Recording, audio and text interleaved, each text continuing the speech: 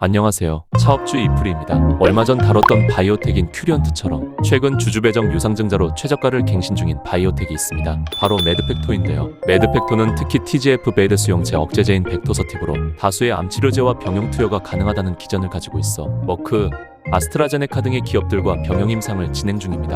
덕분에 기업 가치는 한때 2.5조 원까지 올랐었죠. 그러나 현재 시가총액은 1,408억 원까지 쪼그라드는 상황이니 20토막이 넘는 하락으로 인해 손실 중인 투자자분들이 상당하시겠네요. 최근 2년간 매드팩토의 의미 있는 하락을 보면 세 지점이 보이는데요. 먼저 22년 1월에는 메인 파이프라인에 부작용 이슈가 있었습니다. 머크와 진행 중인 비소세포 폐암의 병용 임상 이상에서 환자 2명이 피부 및 간독성 부작용으로 사망했고, 매드팩토는 투여 용량을 줄이는 임상 변경 신청서를 냈지만 부결됐죠. 벡토서팁의 여러 병용 임상 중 이것에 해당되는 이슈였습니다. 매드팩토는 사망 환자와 벡토서팁의 직접적인 인과관계는 없다는 입장을 냈지만 사망자가 나왔다는 이유 때문에 우려는 계속 이어지게 되었고, 결국 시가총액 1조 원대가 무너지는 계기가 됐어요. 그리고 두 번째는 올해 7월 경쟁사의 전이성 대장암 후보물질 임상 결과가 매드팩토보다 좋게 나왔다는 소식이 공유되면서 하락이 발생됐네요. 다만 이 이슈는 환자군이 다르기 때문에 충분히 나올 수 있는 이슈라 생각됩니다. 사측 말대로 간 전이가 있는 환자군을 대상으로 한 벡토서팁의 임상 결과가 경쟁사보다 덜 나올 수도 있다고 생각해요. 그러나 세 번째 하락은 당시 매드팩토 시가총액의 절반 수준이던 1,150억의 대규모 유상증자를 밝히면서 하락했는데, 이렇게 조달한 자금으로 임상호 반부를 직접 한다는 내용이 있네요.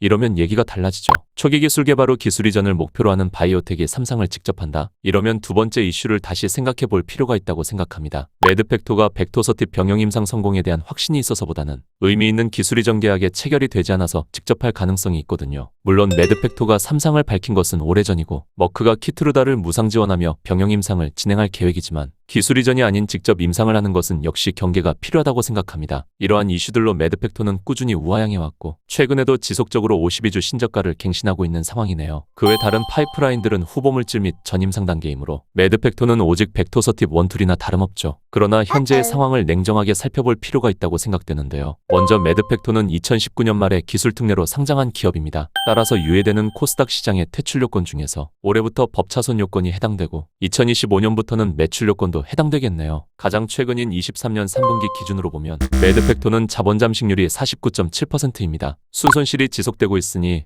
이번 4분기에서도 손실이면 관리 종목에 지정되는 상황이었네요. 따라서 자금 조달이 필요했겠고, 이러한 최대주주의 지분 희석을 줄이기 위해 혹은 투자자 유치가 힘들었기 때문에 주주배정 유상증자를 택한 것으로 생각됩니다. 아무래도 대규모 증자인 만큼 두 이유에 모두 해당됐겠군요. 그리고 매출은 0원이네요. 물론 이는 25년부터 적용되므로 문제되지 않지만, 매출 요건은 분기 3억 미만, 반기 7억 미만 요건도 있기 때문에 늦어도 내년 하반기까지는 의약품 등 상품을 유통하는 사업을 추가하여야만 안심할 수 있는 상황이라고 생각됩니다. 그렇지 않으면 당장 25년 1분기에 매출 요건에 문제가 될 수 있어요. 또한 장기 영업 손실 요건은 면제이므로 일단 상관없지만 계속되는 손실로 인해 자본 총계가 깎이고 있으므로 역시 자본 잠식은 문제가 되고 있죠. 법차손은 이미 자본 총계의 100%를 초과했군요. 다만 이는 3년 내 2번에 해당되면 관리 종목에 해당되므로 특례 상장의 유예가 끝나고 올해부터 적용되는 매드팩토는 올해 한 차례 걸려도 문제되지 않고 내년부터 문제가 될 수 있습니다. 따라서 매드팩토는 특히 존속성 요건 중 자본 잠식을 피하기 위해서, 그리고 부족한 유동성 현금 자산 때문에도 주주배정 유상증자를 결정했다고 볼 수 있겠네요. 이러한 매드팩토의 유상증자에는 최대 주주인 테라제니텍스가 100% 참여하고 2대 주주인 김성진 대표가 25%만 참여할 것을 밝혔었죠. 다만 테라제니텍스의 최대 주주가 김성진 대표이니만큼 최대 주주가 할 수 있는 수준에서 모두 참여했다고 생각됩니다.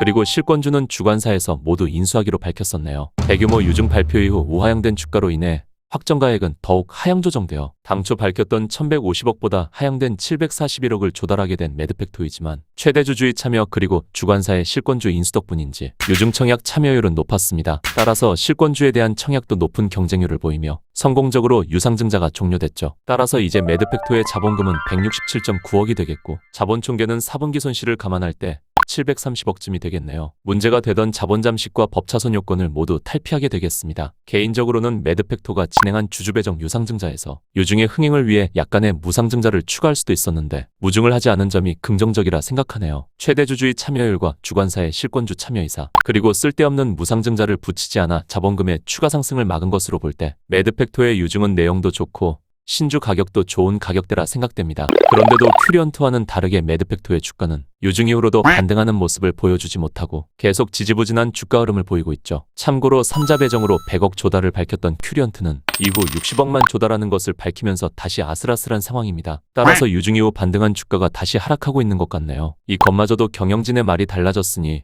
내년 기술이전도 신뢰가 떨어지네요. 아무튼 유중 이후에도 지지부진한 매드팩토의 주가는 당장 벡토서팁에 대한 긍정적인 전망보다는 지금 주가보다 낮은 5,930원에 배정되어 12월 28일에 상장되는 유중신주의 차익 실현 리스크가 더 강하게 작용하고 있는 것으로 볼 수 있을 것 같은데, 매드팩토는 그동안 주가가 상당히 하락한 점, 그리고 700억의 유동성 현금 자산을 확보했다는 점, 차입금도 거의 없고 미상환 매자닌이 존재하지 않는다는 점, 당장 내년 동안에는 자본 잠식, 매출, 법차손 등 존속성에 문제될 재무적인 리스크가 전혀 없다는 점, 그리고 임상 결과까지는 시간이 많이 남았다는 점들로 인해 현재 매드팩토의 진입은 하방이 제한된 시점일 수 있다고 생각되네요. 다만 아직까지는 신저가를 갱신하고 있기 때문에 떨어지는 구간에서 잡으면 위험할 수 있어요. 신저가에서 어느 정도 벗어나는 반등 시점에 진입을 해야 안전합니다. 아직까지는 일주일 뒤에 상장되는 많은 양의 신주가 쏟아질 것에 대한 우려가 커 보여요. 하지만 주가가 하락하여 유중 가격인 5,930원에 가까워지면 질수록 차익 실현 리스크 또한 줄어들기 때문에 역시 현 구간은 하방이 제한되어 있다고 볼 수 있겠습니다. 매드팩토는 과거에 비해 TGF 배드 저해제에 대한 관심도가 낮아졌고 기술 특례 상장 기업에 대한 우려도 높은 상황에서 안 좋은 흐름을 보이고 있지만 이제 2년치 유동성 자금도 넉넉히 확보했고 당장 24년에는 매드팩토의 재무적인 리스크가 없다고 판단되며 곧 임상 진입도 시작되니 단기적인 매드팩토의 주가 전망은 하방이 제한되어 보이고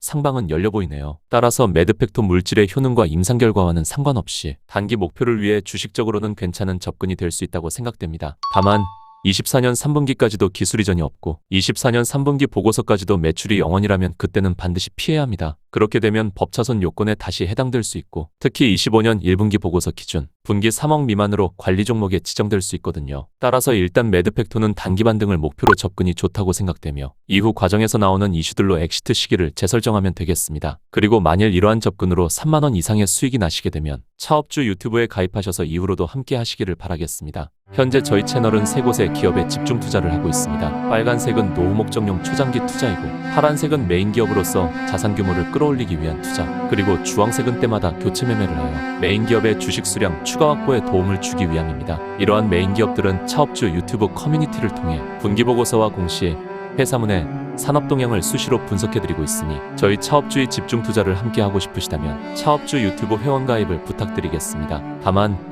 회원 가입을 하지 않으셔도 공개 영상들은 보실 수 있으니 구독해주시면 때마다 이슈되는 다양한 형태의 공시 영상들로 왜 기업들이 이런 결정들을 하게 되고 주가에는 어떤 영향을 주게 될지에 대해 해석하는 영상을 볼 수 있으실 겁니다. 그러면 오늘도 차트 없는 주식 투자였습니다. 감사합니다.